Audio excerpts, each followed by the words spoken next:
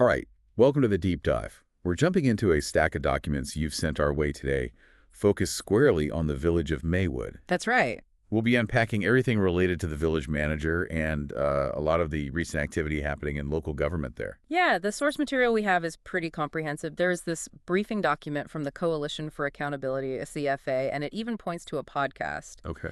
Then we've got, let's see, the May 31st, 2025 warrant list, the agenda for the Juneteenth Village Board meeting, Uh-huh. and minutes from the May 6th and May 20th meetings, plus some images, licenses, filings, things like that. Okay, let's dig in then. Our goal here is basically to pull out the most important insights, understand the key concerns these specific documents raise, Right. and just get a clearer picture of what's been happening administratively and financially in Maywood based only on this material you sent. Sounds good.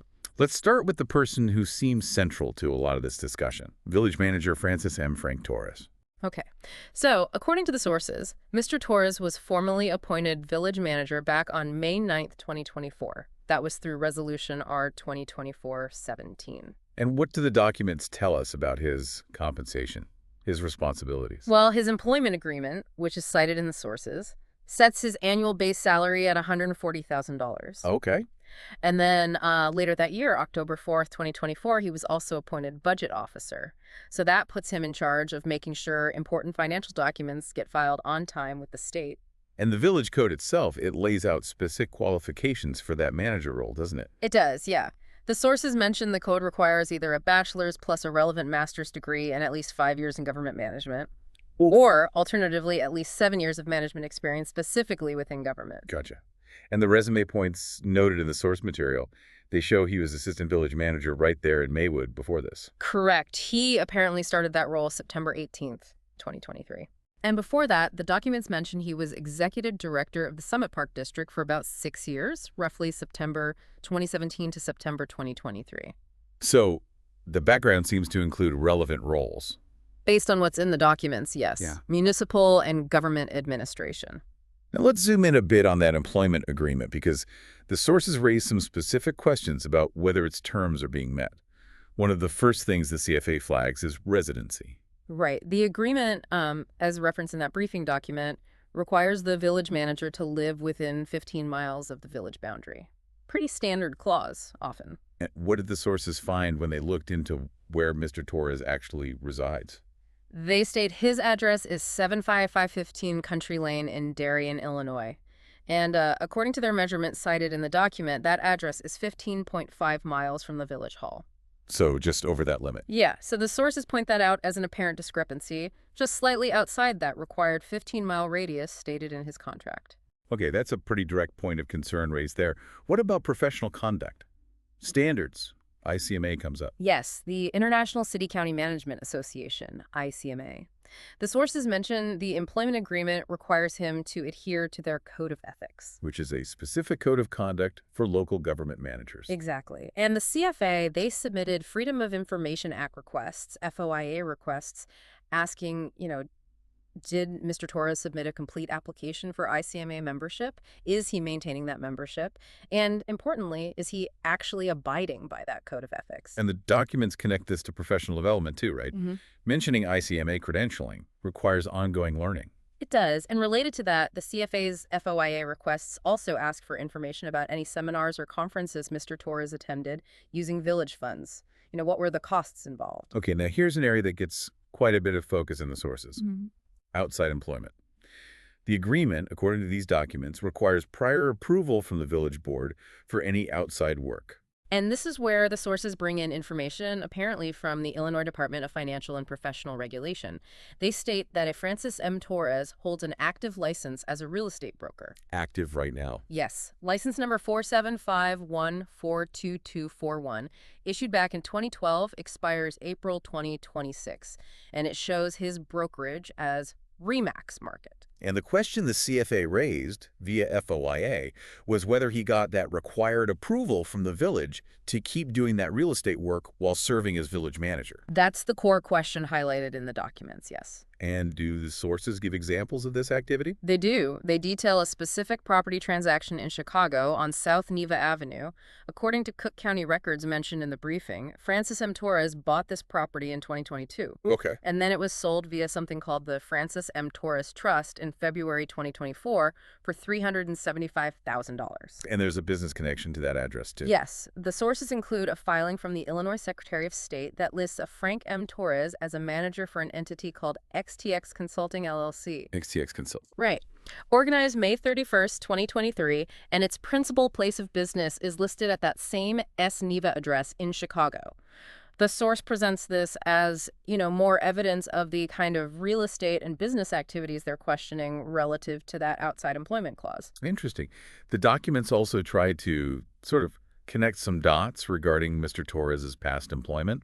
They specifically bring up his time as executive director of the Lions Park District. Yeah, from 2012 to 2017. And the sources link this period to a broader federal and IRS investigation, an investigation that focused at least partly on a company called SafeSpeed LLC. The documents describe it as a politically connected red light camera company. SafeSpeed. That name has come up before in Illinois politics. It has. And this investigation, according to the documents we have, led to corruption charges against several Illinois politicians. The sources specifically cite Jeffrey Tobolsky, former McCook mayor, Cook County commissioner, who pleaded guilty to extortion related to all this. And sources mention raids. Yes, they report that back in September 2019, FBI and IRS agents raided government offices in McCook, Lyons, and Summit, where Torres worked later as part of the same investigation. And there's even a note about Lyons' history in the sources. Yeah, just a brief mention stating that a former mayor there, Chris Getty's father, had previously gone to prison for stealing from the village. It's presented in the source material as sort of background context related to Lyons during that time period. Okay. So just laying out the connections presented in the documents. Exactly. No judgment, just what the papers say. Let's shift focus a bit now to some broader operational and financial concerns raised in these sources, beyond just Mr. Torres himself. As budget officer, he's responsible for those state financial filings. And the sources point directly to delinquencies, citing the Illinois State Comptroller's website.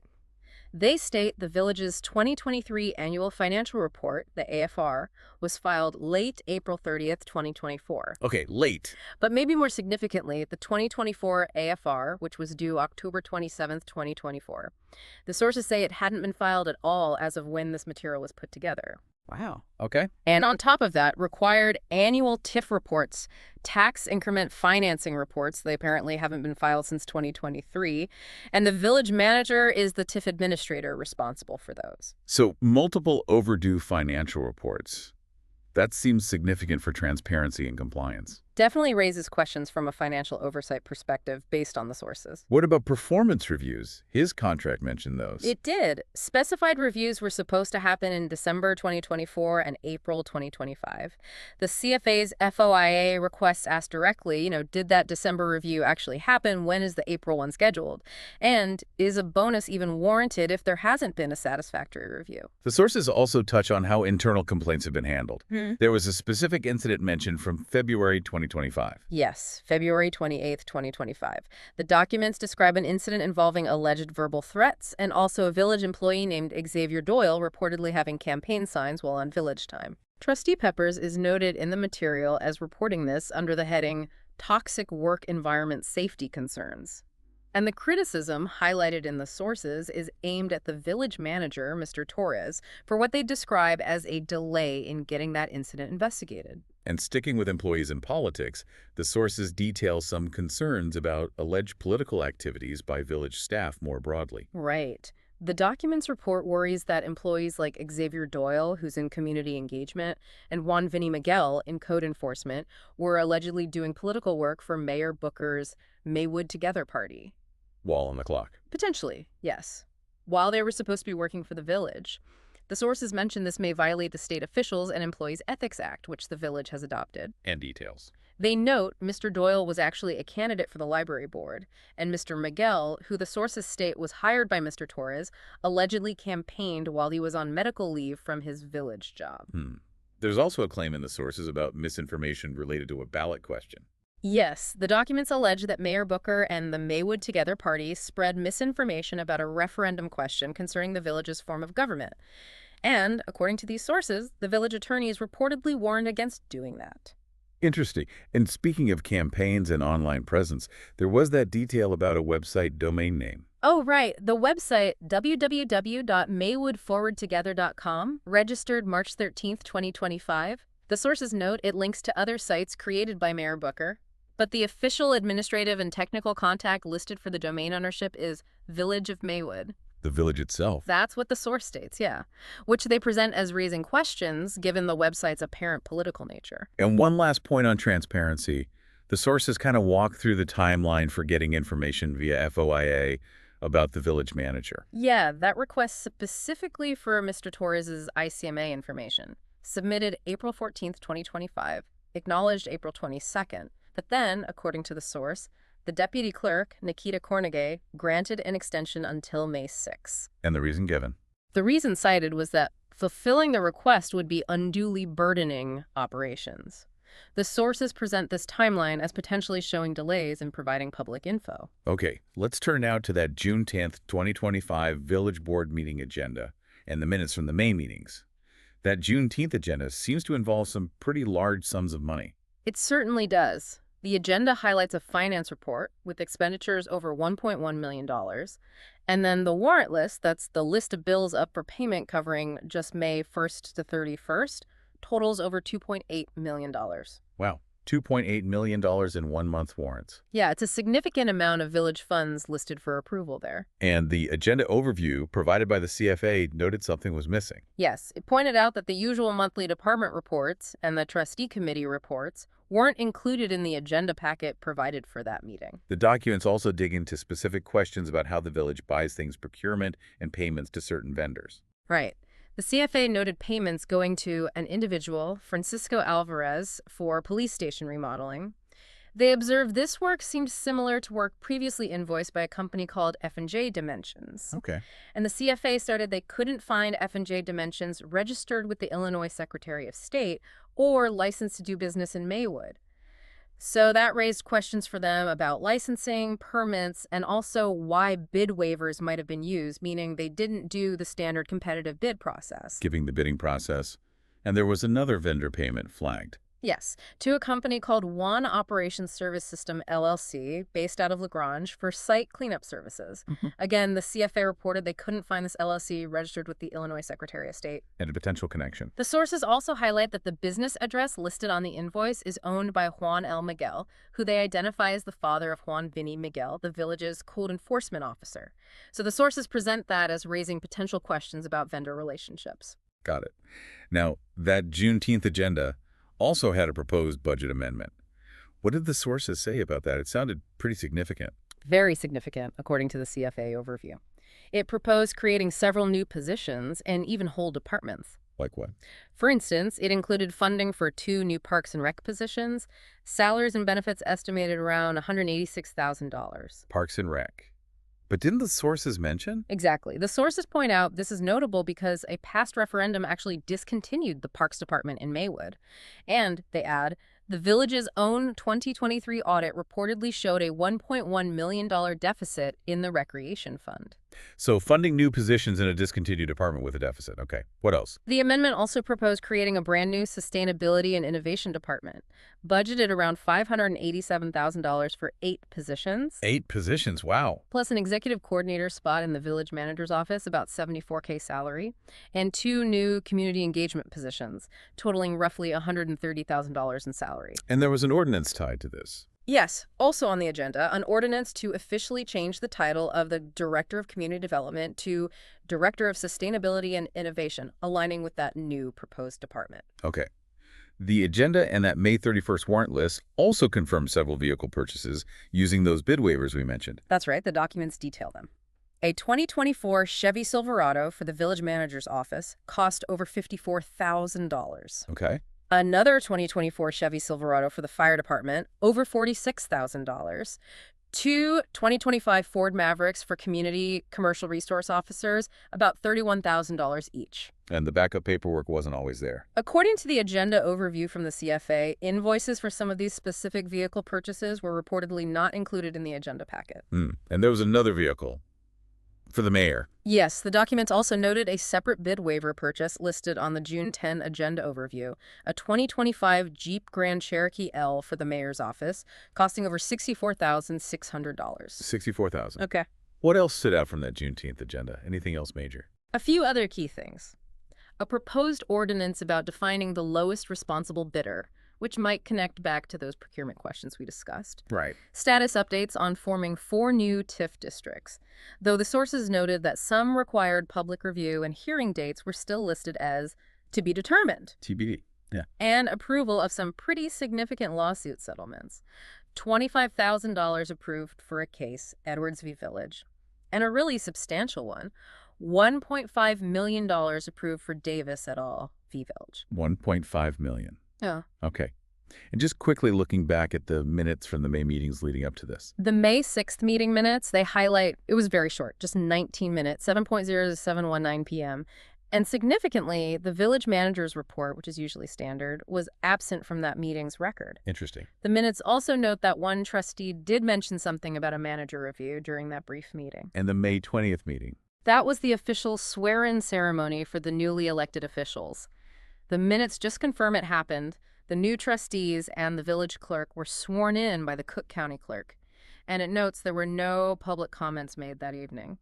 Okay, so this all circles back to a pretty fundamental question that the sources pose about the village manager's position going forward. That Juneteenth agenda overview specifically brought up his contract. Yes, it noted that according to the terms of his employment contract, Resolution R 2024-17 from May 2024, Frank Torres' tenure potentially ended when those newly elected officials were sworn in on May 20th, 2025. So the question the sources directly ask is, what happens now? Exactly. Will this new board of trustees decide to keep him on? Or will they choose to conduct the search for a new village manager, maybe looking for someone, as the source puts it, with more extensive experience that aligns with the village code's requirements? Right. So just to quickly recap the sheer range of concerns that the stack of documents highlights again, based only on what they present. Yeah, it covers a lot of ground. You've got questions about Mr. Torres' qualifications, whether he meets the residency requirement, adherence to professional standards like the ICMA code, and that whole outside employment issue with the real estate license and LLC. Right. Then there are the financial aspects, those delinquent state reports, the AFRs and TIFs. Significant transparency issues there. Yeah. Then internal processes, the lack of documented performance reviews, the handling of that employee complaint. The questions around procurement, using bid waivers for vehicles and remodeling vendor relationships, like the one involving the employee's father. The proposed budget amendment adding new departments and positions despite past referendums or deficits. Alleged political activities involving staff and resources, like the campaigning claims and that website registration. And even the delays noted in getting FOIA information. It's quite a list. It really is. It paints a picture from the perspective of these documents, touching on critical administrative, financial, ethical, really multiple dimensions of how the village is operating. So, when you step back, what does this picture, painted just by these specific documents, ultimately show us? It seems like a snapshot of a local government navigating some really substantial financial decisions, significant personnel issues, and facing a lot of scrutiny, both internal and external, it seems, regarding its processes, its compliance, its adherence to its own rules and professional standards. It feels like a complex environment. Absolutely. It's a complex environment playing out under public observation, or at least under the observation of groups like the CFA who compiled this. And it shows how when you dig into these kinds of local government documents, the agendas, the minutes, the contracts, the financial reports, the details matter. Every line item, every clause. Exactly. Whether it's a budget figure, a warrantless payment, or a contractual clause about residency or outside work, it all reveals the inner workings and potentially the pressure points within a municipal government. And all of that has a very real impact, on how the village operates and ultimately serves the people who live there. Which leads to maybe the final thought for you, the listener, to consider.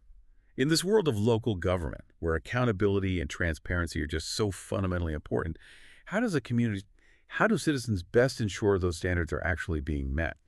Especially when you're dealing with complex information in situations like the ones outlined in these Maywood documents. It's definitely something worth thinking about.